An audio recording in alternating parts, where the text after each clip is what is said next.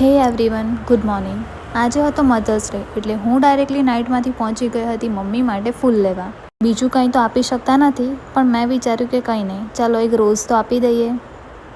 ઘરે આવીને ફ્રેશ થઈને હું ને મમ્મી પહોંચી ગયા હતા ચર્ચ જવા માટે, અને ચર્ચથી આવીને મેં આખો દિવસ કરી લીધો આરામ, કેમ કે આજે મારી સેકન્ડ નાઇટ ડ્યુટી છે.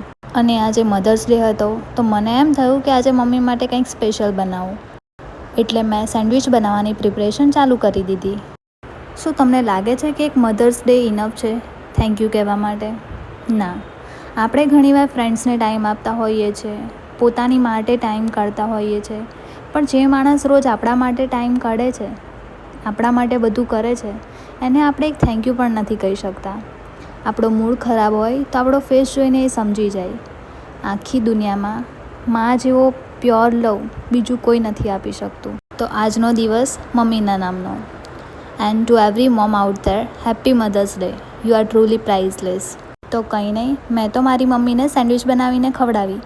તમે કેવી રીતે સેલિબ્રેટ કર્યો કમેન્ટ જરૂરથી કરજો. તો આજના વ્લોગમાં આટલું જ. કાલના વ્લોગમાં મળીએ. ત્યાં સુધી bye bye, good night and take care.